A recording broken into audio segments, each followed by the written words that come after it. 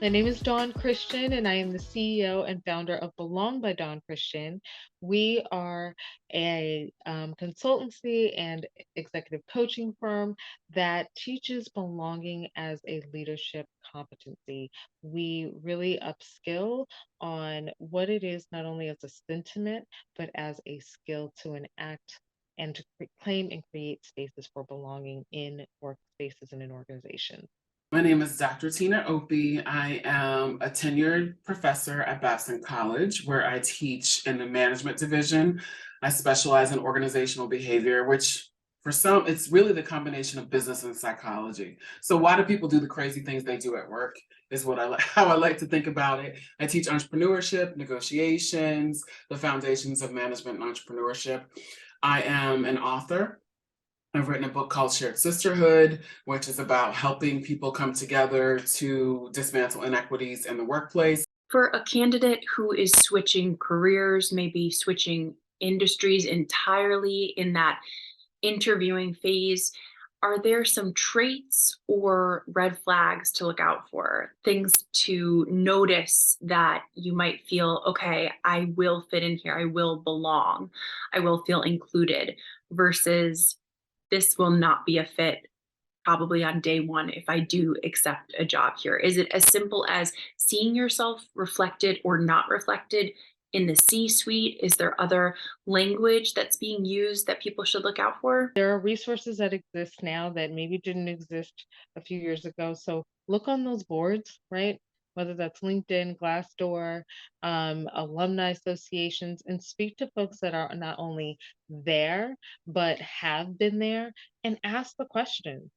Why did you go? Why did you stay? Why did you leave? And I would look at, those different phases too. Don't only look at leavers, also look at folks that are still there and folks that maybe just got there so that you're getting a different litmus test of, what's going on in the environment and the climate. Um, one of the things that we work on at Belong by Dawn Christian is ethos driven leadership. And that ethos driven leadership is really ethos means your values, your beliefs, your core beliefs. Do your own assessment. What do you require? What is your ethos? What are your values? And if you can get clear with that, it's very hard to hold any organization accountable for what you need. Again, I stated my identity, I'm a Black female, right? If everything that we're speaking about in terms of representation at the company is categorized as people of color, we have to ask, what do you mean by that, right? Who are we talking about? And even the designation of some of the identity Asian. Well, there are a lot of identities inside that designation. So if you can ask the organization more questions that relate to you and that representation, if that's what matters to you, then we need to be able to peel the onion. But again, going back to that ethos assessment and knowing yourself, we have to understand, what does that matter to you? Does it matter, right? And you said something earlier about seeing yourself in the C-suite. Don't only look at that seat, look at the pathways, right? Because you're entering the organization where you are. So if you are 2 steps away, 10 steps away, one of the key questions that you can ask are, what is the pathway? What is the succession plan for the position that I'm in?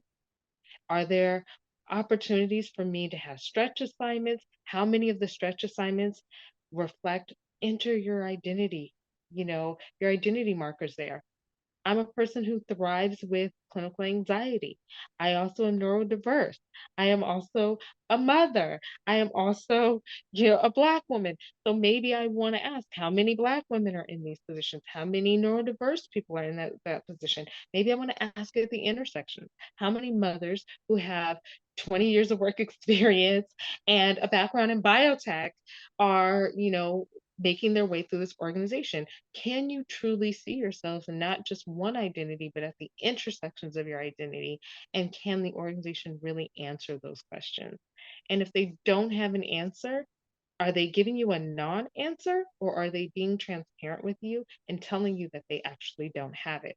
Believe it or not, I would actually trust the latter. the one that actually tells you we don't have an answer versus one that's trying to pivot and make it sound like there is an answer where one doesn't exist. So I think one of those other things is just being cognizant about how you're listening to the responses that are given when you're asking your questions. And full stop, put yourself into the position of asking about who you are, and what matters to you at this stage, because once you're there, it's a different ball game. Not to say you're stuck, you can always pivot and go somewhere else, but that's just different. And we, oftentimes when we're looking for spaces to belong, we're vying for positions where we don't really want to be there anyway. You might want the paycheck, you might want the level, but those paychecks and those levels exist in different spaces, and we have to share accountability in that pathway and that choice to take up those spaces as well. I can share a personal story since you like stories. So I remember I was hired by a consulting firm, and about 2 weeks before I was hired, the division was eliminated, which meant that I had to re-interview with a different division. And I was about to get married. And so during the conversation, the interview with this new person, I asked a question about work-family balance. The male interviewer said to me, "You shouldn't be worried about work-family balance. You're a new consultant. All you should be thinking about is the company." And I sat back. That was a red flag. I didn't get a job offer. The other two people I went to Darden, the other two people from my cohort received job offers. I did not. And I think it was because the interview had gone well until that point. The person felt, I think, that I was full of myself because I asked this question. That's a red flag. I think some people would say I should have kept my mouth shut and gotten the job offer first before asking those kinds of questions. I actually disagree with that because I think I view interviews as a two-way street. And I know, again, I'm in my 50s, so I'm in a different part of my career than probably Tori, some of your listeners. And so take that with a grain of salt. I also have tenure, so I can't be fired. So I recognize that there's some privilege unless I really break the law. Let's be clear. So I know that I have privilege in that, but I bring that up because I think even when you're more junior in your career, when you're younger, keep your eyes and ears open for cues like that, because I think that was so disrespectful of him as an interviewer to say that to me. Who is he to tell me what I should or should not be concerned about? He can clearly lay those things out, but the fact that he had the audacity to tell me what I should be concerned about let me know that was probably not a person who I wanted to work with, because I don't think he saw me as a full human being. He saw me as a cog in a wheel to get the outcomes that he wanted. And that would probably never be an environment in which I would thrive, because I think we talk about belonging or lack thereof. I did not feel like I belonged at that place. Other red flags are when organizational leaders say one thing, but it's clear from what you actually experience that there's a huge gap between what they say and what they do. And what do I mean by that? We value diversity, we value inclusion, we value belonging, but everyone on the leadership team looks a particular way. Everyone has looked a particular way for the past 10, 15, 20, 30, 40 years. And when you look at the pipeline for who's being promoted, they still look that way. If you ask questions about what are the strategies for those things changing, it's not a psychologically safe environment. People get offended. Those are all cues that it might not be a place where the culture is open to asking those questions. That's really powerful to acknowledge, and you have to get really honest with yourself, right? To get to that root. Are traditional professional values, as they've always shown up in the corporate world, at odds with being your authentic self in the workplace in 2023? Or is that changing? What's your take? I think that depends on who you are.